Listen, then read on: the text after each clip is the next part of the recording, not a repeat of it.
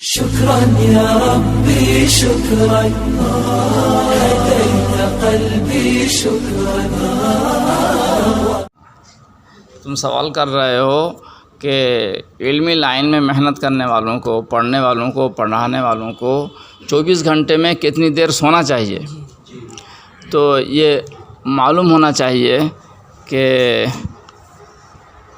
6 گھنٹے سونا کافی ہے، 6 گھنٹے سونا کافی ہے. مگر پھر بھی اطباء نے کہا، ڈاکٹروں نے کہا 3-4 گھنٹے سونے سے بھی بدن ٹھیک رہے گا، حرج نہیں ہے. 6 گھنٹے سونا بہت کافی ہے، 6 سے زیادہ سونے کی ضرورت نہیں. اور بولو کتنا وقت پڑھنا چاہیے. یہ یوٹیوب میں نے بتا دیا پورا کہ ذہنی محنت کرنے والوں کو کیا کیا کھانا چاہیے اور کتنے گھنٹے مطالعہ وغیرہ میں گزارنا چاہیے. یہ میں نے حفظان صحت میں بتا دیا. پھر بھی تمہارے پوچھنے کی وجہ سے پھر بتا رہا ہوں کہ کتنے گھنٹے پڑھنا چاہیے. اگر آواز کے ساتھ پڑھے تو 6 گھنٹے سے بالکل نہیں زیادہ ہونا چاہیے، اور وہ بھی مسلسل نہیں. کتنے؟ 6 گھنٹے سے زیادہ نہیں ہونا چاہیے اگر آواز کے ساتھ ہو. اگر آواز نہ ہو، صرف کتاب دیکھنا ہو تو 6 سے زیادہ ہونے میں حرج نہیں ہے. مگر بیچ میں وقفہ ہونا چاہیے، سمجھے. 1-1.5 گھنٹے کے بعد اٹھ کر کے ذرا تفریح کر لو، یا درختوں کو دیکھو، سمجھے، یا سر میں تیل ڈالو، یا ذرا ورزش کرو. یہ تو پھر دماغ میں پھرتی آ جاتی ہے، چستی آ جاتی ہے. اور بولو جو لوگ یہ ایسا نہیں کرتے وہ دماغی بیماری میں مبتلا ہو جاتے ہیں.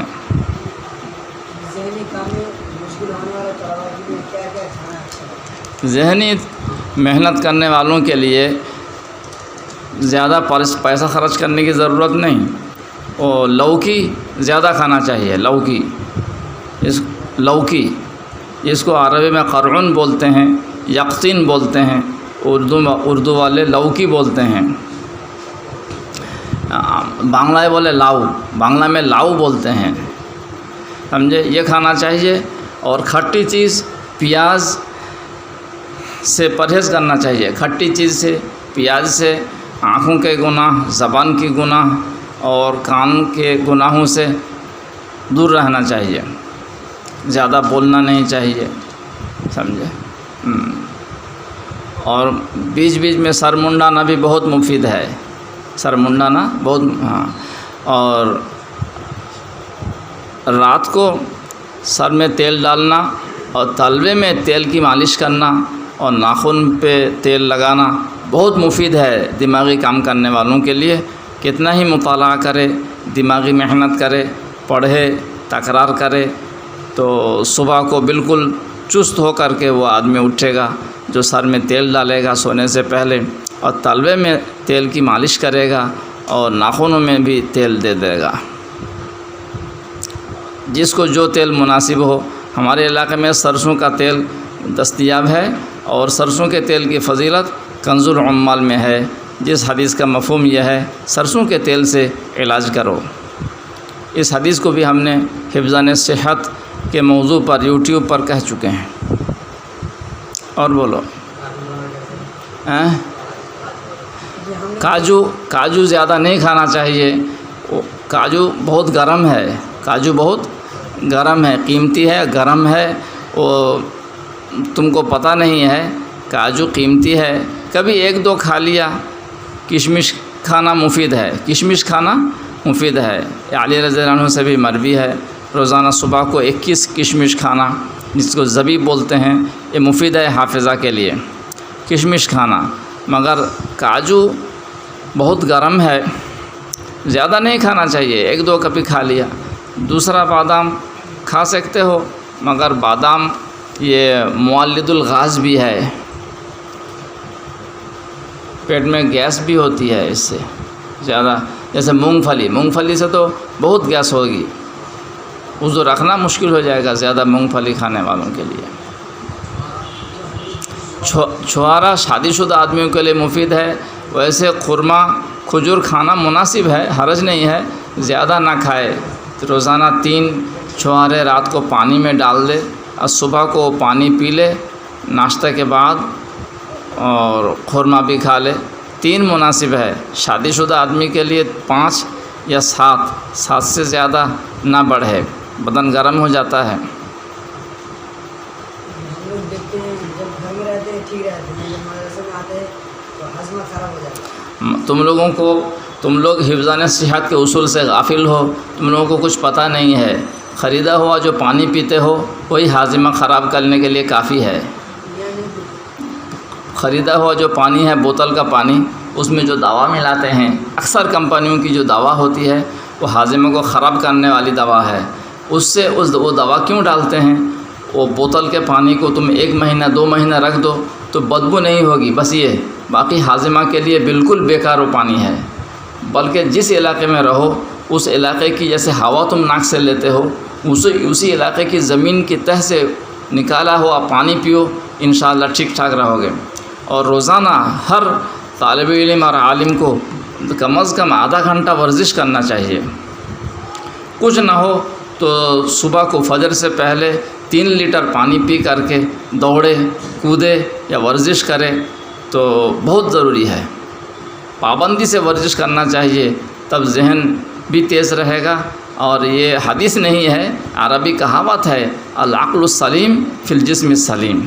یہاں جو سامنے والا ہاسپٹل ہے، اس کے افتتاح میں ایک صاحب تقریر کر رہے تھے، میں نے یہاں سے سنا، انہوں نے کہا حدیث میں ہے، غلط کہا ہے انہوں نے، یہ حدیث نہیں ہے، یہ کہاوت ہے عربی، العقل السلیم فی الجسم السلیم، یہ حدیث نہیں ہے، کہاوت ہے، مثل ہے۔ انہوں نے کہا حدیث ہے، غلط کہا۔ چلو، مگر بات درست ہے، ہر درست بات حدیث نہیں ہے۔ چلو، ابھی بتا دیا تو یا تو فجر سے پہلے صبح کو یا عصر کے بعد۔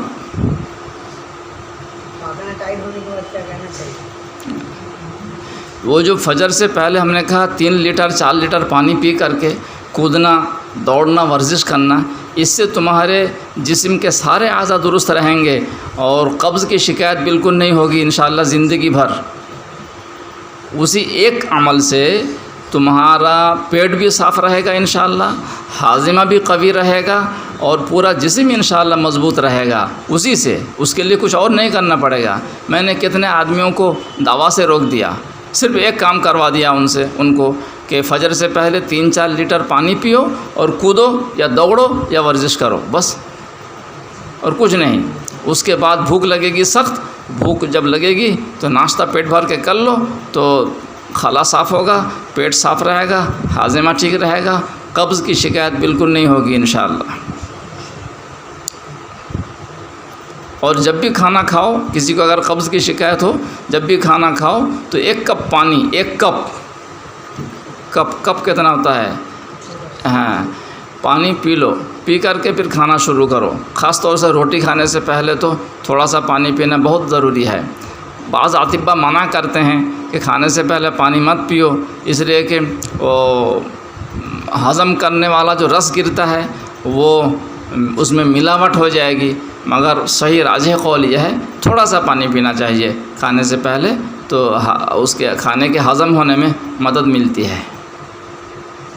اور پانی پینے کے جو آداب اور اسلامی طریقے اور طبی نقطہ نظر کے طریقے وہ دعا اور دوا میں لکھ دیے، وہ بھی دیکھو۔ اور حفظان صحت کے آداب میں تو کھانے پینے کے آداب میں کافی تفصیل کے ساتھ میں نے بیان کر دیا، کافی تفصیل کے ساتھ، وہ ویڈیو نہیں ہے، آڈیو ہے۔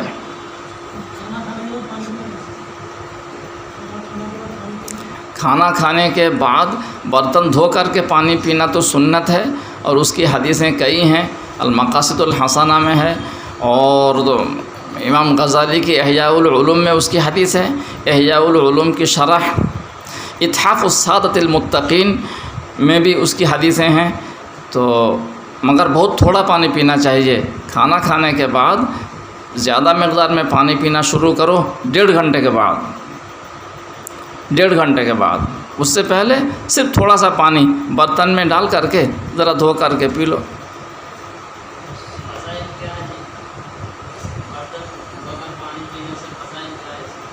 اس میں ہاں، یہ اچھی بات پوچھی اس نے، اس میں جو حدیث ہے وہ حدیث یہ ہے کہ یہ روزی کی برکت کا عمل ہے یہ،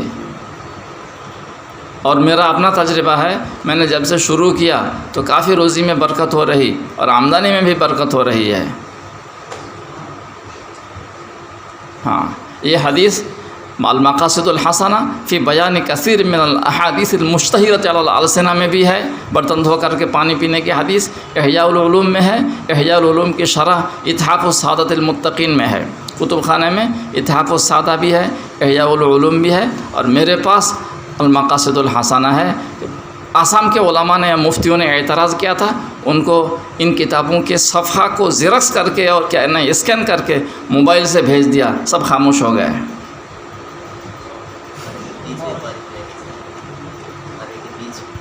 کھانے کے بیچ میں پانی پینے کے بارے میں فتح محمودیہ میں سوال کیا گیا، بڑے مفتی صاحب نے جواب دیا کوئی منع نہیں ہے، فضیلت بھی نہیں ہے، ضرورت کے ماتحت پیو، اگر لقمہ گلے میں اٹک جائے کیا کرو گے؟ پانی پیو گے۔ روٹی خشک ہے، روٹی کھاؤ یا کوئی سوکھی ہوئی چیز کھاؤ تو پانی پینے کی ضرورت پڑے تو پانی پیو، بلا وجہ کیوں پانی پیو گے؟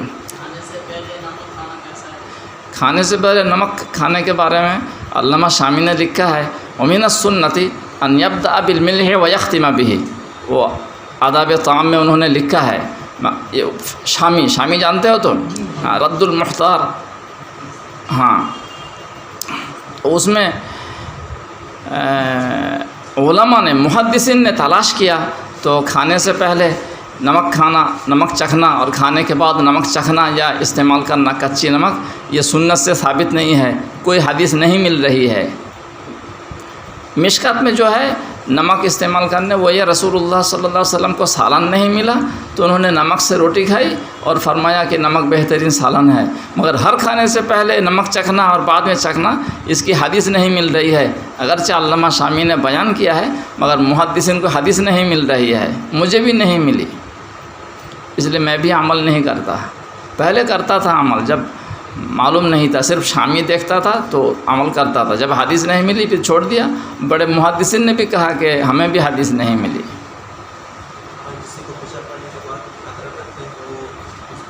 پیشاب کرنے کے سارے آداب، چھوٹا استنجا بڑا استنجا کرنے کے آداب کی مشق کرو، ابھی سب انشاءاللہ بتا دی جائے گی، تو انشاءاللہ وہ قطرہ بھی نہیں آئے گا اور سکون سے استنجا کرو گے زندگی بھر، سمجھے، اس کی الگ سے مشق ہو جائے، ہے نا۔ کھانے کے بعد پڑھنا چاہیے فوراً یا کچھ سونا چاہیے؟ کھانا کھانے کے بعد تھوڑی دیر سو لینا اچھا ہے، خاص طور سے جو دوپہر کا کھانا یا رات کا کھانا کھانے کے بعد یو پی کے اساتذہ کرام حفظ کے بچوں کو پڑھنے سے روکتے ہیں، منع کرتے ہیں، سختی سے منع کرتے ہیں، اس لیے کہ پیٹ بھر کر کھانا کھانے کے بعد پڑھنا، بھاری کام کرنا صحت کے لیے بہت مضر ہے۔ کیا ہو جاتا ہے، اللہ کے حکم سے ایک بیماری ہوتی ہے جسے اپینڈکس بولتے ہیں، یعنی جسم پر جب دباؤ پڑتا ہے نا تو کھانا وہاں پر پہنچ جاتا ہے اور اپینڈکس کا مرحلہ آ جاتا ہے، پھر آپریشن کرنا پڑتا ہے۔ کھانا کھانے کے بعد آواز کے ساتھ نہیں پڑھنا چاہیے، تقریر وغیرہ بھی نہیں کرنی چاہیے۔ یہ سب جزیات ہیں اطباء کے، یہ حفظان صحت سے متعلق ہے۔ ابھی استنجا کے آداب کا مذاکرہ کرو، ساری چیزیں ایک ساتھ خلط ملط مت کرو۔ تو استنجا کے آداب کا مذاکرہ کب کرو گے؟ آج، ہاں، ایک تو استنجا، پیشاب، پاخانہ اور ریح، اس کو دبانا بےحد مضر ہے، بےحد مضر ہے۔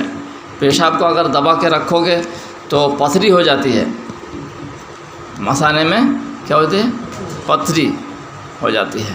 پتھری ہونے کا ظاہری سبب اطباء نے یہی لکھا ہے، یہی وجہ ہے کہ حدیث میں بھی منع ہے، پیشاب کو دبا کر کے نماز پڑھنا منع ہے نا، حاقب بولتے ہیں اس کو، اور پاخانہ دبا کر کے اگر نماز پڑھے تو وہ حاقن ہے، وہ بھی مکروہ ہے، نماز مکروہ ہو جاتی ہے۔ ریح کو بلا وجہ دبا کے رکھنا بھی ٹھیک نہیں ہے۔ استنجا کی حاجت ہو تو استنجا کرنے کے لیے جانا چاہیے بغیر دیر کے پیشاب کو دبا کر کے نہیں رکھنا چاہیے اور بڑا استنجا کو بھی دبا کر کے نہیں رکھنا چاہیے. اور بیت الخلاء اور پیشاب خانے کے احاطے میں جانے سے پہلے دعا پڑھ لینی چاہیے. دعا بولو تم میں سے کوئی.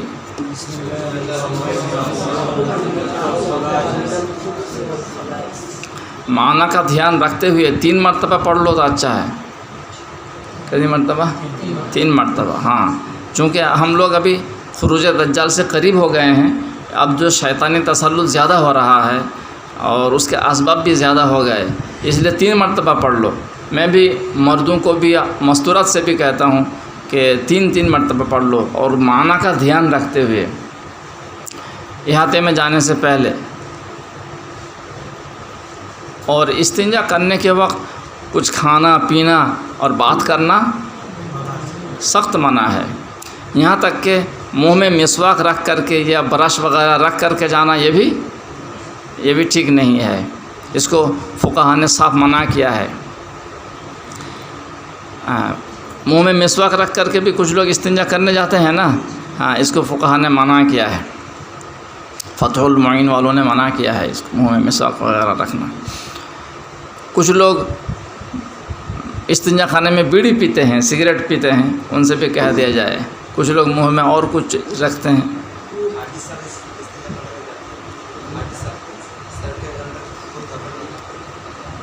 استنجا کرنے کے وقت سر پہ کپڑا رکھنا، اس سلسلے میں کوئی حدیث مجھے نہیں ملی.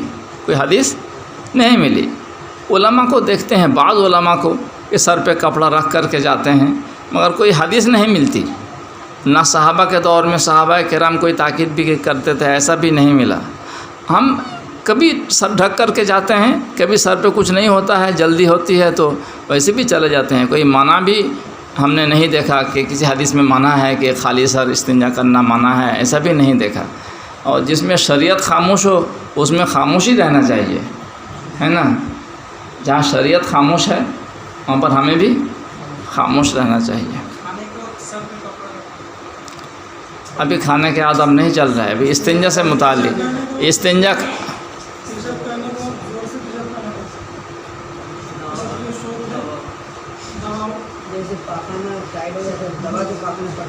نہ، پیشاب کرنے کے وقت دباؤ ڈالنا ٹھیک نہیں ہے. بائیں طرف اپنے جسم کی بائیں طرف دباؤ ڈال کر کے بیٹھنا سنت ہے، چاہے چھوٹا استنجا ہو یا بڑا استنجا ہو. کپڑے کو سمیٹ لینا اچھی طرح کہ کپڑے میں چھینٹ میٹ نہ لگے. اور کھلی جگہ ہو تو اس کے آداب الگ ہیں، ذرا اونچی جگہ میں بیٹھے. اور اس میں پابندیاں بھی زیادہ ہیں کہ پھلدار درخت کے پاس نہ ہو، تالاب کے پاس نہ ہو، کسی سوراخ میں نہ ہو، سمجھے. اس طریقے سے لوگوں کے سامنے نہ ہو. اور پانی میں اتر کر کے بھی پیشاب وغیرہ نہ کیا جائے، کھڑے ہو کر کے نہ کرے. یہ سب پابندیاں ہیں. اور بنے ہوئے استنجا خانے میں یہ ہے کہ قبلہ کی طرف نہ استقبال کرے نہ استدبار کرے. کھلی ہوئی جگہ میں بھی وہی پابندی ہے، قبلہ کی طرف نہ استقبال کرے نہ استدبار کرے، سمجھے. اور بائیں طرف دباؤ رکھنا. اور پیشاب کرنے کے بعد ذرا کھنکھارنا مرد کے لیے اس لیے نور الازاح میں ہے یلزم الرجل الاستبراء، مرد پر استبراء کرنا لازمی ہے. یعنی اچھی طرح پاک صاف ہونا پیشاب سے یہ لازمی ہے. اس لیے کہ مرد کا اعلیٰ تناسل باریک ہے نا، اس لیے عورتوں کو اس کی ضرورت نہیں پڑتی، تو ان کا استنجا صاف ہو جاتا ہے. اس لیے مردوں کے لیے چاہیے پیشاب کرنے کے بعد ذرا کھڑا ہو، ہے نا، ذرا کھنکھارے، مگر کھینچنا نہیں ہے. کوئی مرد اپنے اعلیٰ تناسل کو نہ کھینچے. یہ علامہ انور شاہ کشمیری نے منع کیا. اچھی طرح سنو اس کو. علامہ انور شاہ کشمیری نے اس کو لکھا ہے. علامہ کشمیری نے لکھا ہے کہ اعلیٰ تناسل مرد کے لیے، مرد کے اعلیٰ تناسل کو مرد کھینچتے ہیں نا استنجا کرنے کے بعد، بہت سے کہتے ہیں یہ طبی نقطۂ نظر سے بہت مضر ہے، نقصان دہ ہے، نہ کھینچے. صرف کتنا کر سکتا ہے، جیسے نیچے جو ایک رگ ہے نا جس سے پیشاب آتا ہے، یہ درمیانی انگلی جو لمبی ہے اس کو وہاں لگا کر کے آہستہ سے ایک مرتبہ کھینچے تو اگر قطرہ وہاں پر ہے تو آ جائے گا، گر جائے گا، سمجھے. 1-2 مرتبہ کھڑے ہو جائے، کھڑے ہو کے بیٹھ جائے پھر کھنکھارے، اسی سے صاف ہو جائے گا۔ جو لوگ ایسا نہیں کرتے تو ان کو پیشاب کرنے کے بعد پھر قطرہ آتا ہے۔ جو لوگ بالکل کھڑے نہیں ہوتے، بیٹھے بیٹھے ہی پورا کام کر لیتے ہیں، تو ان کو قطرہ آتا ہے۔ اور اگر بہت دیر تک پیشاب رکا رہے، جیسا رات کو سونے کے بعد 4-5 گھنٹے کے بعد جب اٹھا اور بہت دباؤ محسوس ہوا، تو اگر کسی کو قطرہ آئے یا پیشاب کی بیماری ہو تو وہ اگر پیشاب کر لینے کے بعد ایک مرتبہ کھڑے ہو جائے تو دیکھے گا کہ کافی پیشاب پھر نکل رہا ہے۔ تو معلوم ہوا بیٹھے بیٹھے اگر پیشاب کر کے ہی پانی لے کر چلا آتا تو وہ پیشاب کہاں تھا؟ رکا ہوا تھا، تو 1-2 قطرہ آنا لازمی تھا۔ تو لوگ ہوشیار نہیں ہیں، اس وجہ سے وہ پیشاب کا قطرہ آتا ہے۔ اور استنجا کرنے کے لیے پانی ہے، اور کلوخ استعمال کرنے کا مسئلہ یہ ہے کہ کلوخ مٹی ہو اور جذب کرنے والی چیز ہو، مگر غذا نہ ہو، سمجھے، کھانے کی چیز نہ ہو، جیسے بسکٹ وغیرہ سے استنجا درست نہیں ہے، کوئلے سے نہ ہو، شیشے سے نہ ہو، یہ سب نور الازا میں تم پڑھ چکے ہو۔ اور ہڈی سے بھی استنجا درست نہیں ہے، وہ جنات کی خوراک ہے، سمجھے۔ کلوخ اگر ہو، کو راستے سے تم گزر رہے ہو، وہاں پر اگر کسی کی زمین سے کلوخ لینے کی ضرورت پڑی تو جس کی زمین سے کلوخ لیا اسی کی زمین میں پھینک کر کے جانا ضروری ہے نا۔ ٹوائلٹ پیپر، جو ٹیشو پیپر جو آج کل استعمال کرتے ہیں، فتویٰ رحیمیہ میں ٹیشو پیپر کے استعمال کرنے کے بارے میں پابندی عائد کی ہے۔ کہا کہ چونکہ ہر پیپر، ہر کاغذ لکھنے کا آلہ ہے، علم کا ذریعہ ہے، اس لیے اس کو بالکل ہمیشہ استنجا میں استعمال کرنا درست نہیں ہے۔ بہت مجبوری ہو، سفر میں جائے آدمی، پانی نہ ملے، کلوخ نہ ملے، تو مجبوری میں ٹیشو پیپر استعمال کرے، ورنہ ہمیشہ ٹیشو پیپر استعمال کرنا درست نہیں ہے۔ فتاوی رحیمیہ میں یہ بات ہے۔ حضرت مولانا وحید الزمان صاحب کیرانوی رحمۃ اللہ علیہ ہمیشہ منع کرتے تھے سبق میں کہ جو نئے طرز کے جو بیت الخلاء ہیں اس میں کلوخ لینا بھی سنت نہیں ہے۔ کیوں؟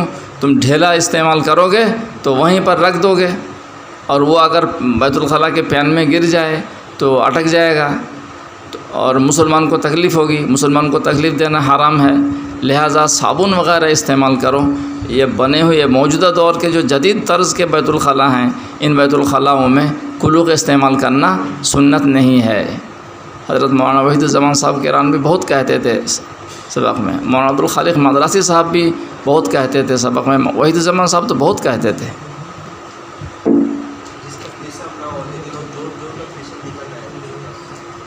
دباؤ ڈال کر کے پیشاب کرنے سے تو پھر پیشاب کے ساتھ اور دوسری چیز نکل سکتی ہے، دھات نکل سکتی ہے، دھات کی بیماری ہو جائے گی۔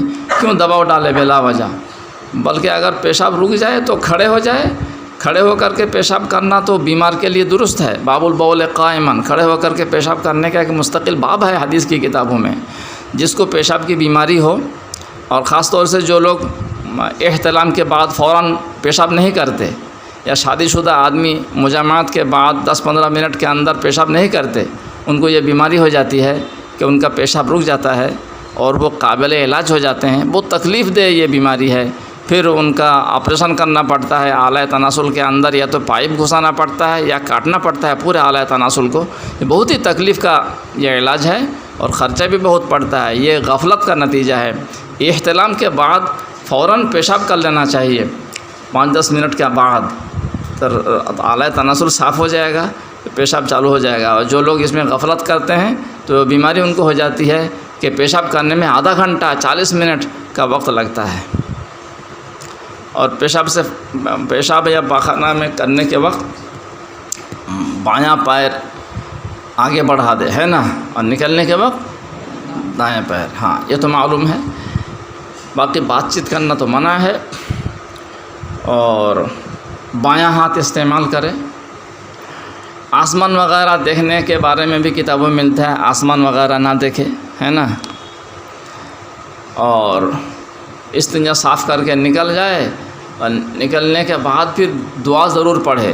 جو لوگ استنجا سے پہلے دعا پڑھتے ہیں، استنجا کے بعد دونوں دعائیں پڑھ لیتے ہیں، غفرانہ کا بھی پڑھتے ہیں اور الحمدللہ الذی اذھب عنی العذاب وعافانی بھی پڑھتے ہیں، بہت یعنی شکریہ کے ساتھ اور دل سے شکریہ ادا کرتے ہیں تو ان کو پیشاب کی تکلیف نہیں ہوتی ہے، بیماری نہیں ہوتی ہے۔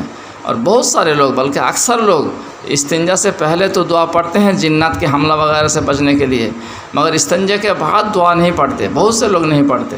استنجا کے بعد پھر غافل ہو جاتے ہیں، جیسے کھانے سے پہلے بسم اللہ پڑھتے ہیں کہ اگر بسم اللہ نہیں پڑھیں گے تو شیطان ساتھ کھائے گا، کھانے کے بعد اللہ کا شکریہ ادا نہیں کرتے، بھول جاتے ہیں، دوسری مشغولی میں مشغول ہو جاتے ہیں۔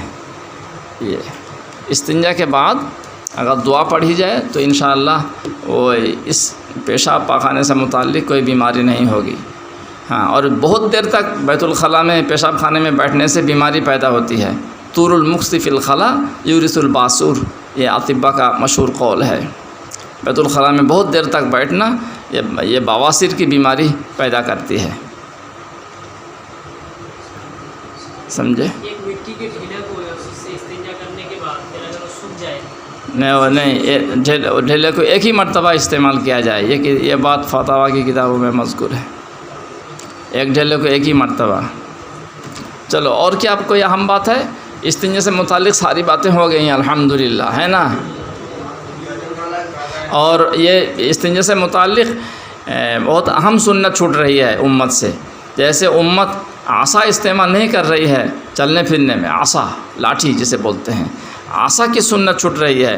اسی طریقے پر استنجا کے لیے جب جائے تو ہاتھ میں عصا کی طرح یا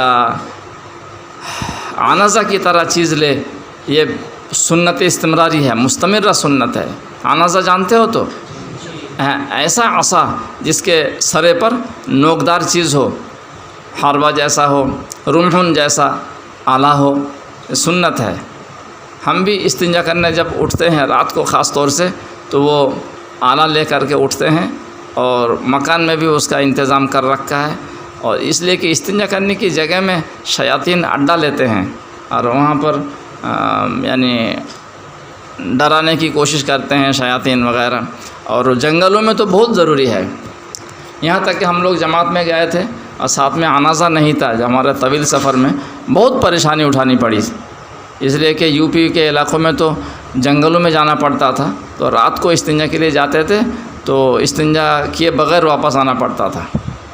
مگر عنزہ اگر ہو تو وہ جنات شیاطین قریب بھی نہیں آتے، اس لیے عنزہ کی سنت استعمال کرنے یعنی سنت ادا کرنے کا ارادہ کرو، نیت کرو، ہے نا؟ اور ہمیشہ عصا استعمال کرنے کی بھی نیت کرو، عصا استنجا کے دوران اور استنجا کرنے کے لیے جب جاؤ تو عنزہ استعمال کرو، اور چلنے پھرنے میں عصا استعمال کرو، بس ہو گیا۔ اور کیا ہے؟ کھلی جگہ میں استنجا کرنے کی جگہ میں اس میں پابندی ابھی تو میں نے بتائی کہ نور الازاح میں اس بات کو تو کھول دیا کہ پانی کی جگہ نہ ہو، پانی لینے کی جگہ نہ ہو، جیسے حوض کے پاس نہ ہو، پھلدار درخت کے نیچے نہ ہو، لوگوں کے سامنے نہ ہو، محب الریاح جس طرف سے ہوا آ رہی ہے اس طرح منہ کر کے نہ بیٹھے، چاند سورج کی طرح منہ کر کے نہ بیٹھے، سمجھے؟ لوگوں کو تکلیف ہو یا راستے کے بیچ میں، راستے کے اوپر نہ استنجا کرے، پانی میں اتر کر کے استنجا نہ کرے، درخت کے اوپر چڑھ کر کے استنجا نہ کرے، کسی کے سر پہ گرے گا، ہے نا؟ یہ سب پابندیاں ہیں۔ نور الازاح میں تو اس کی تفصیلات موجود ہیں۔ سخت ضرورت اگر پڑے اور غسل خانہ ایسا ہو کہ پیشاب نکل جائے آسانی سے تو کر سکتا ہے، مگر اچھا نہیں ہے، حدیث میں منع ہے۔ اور بولو، ہو گیا؟ الحمدللہ الذی بنعمتہ تتم الصالحات۔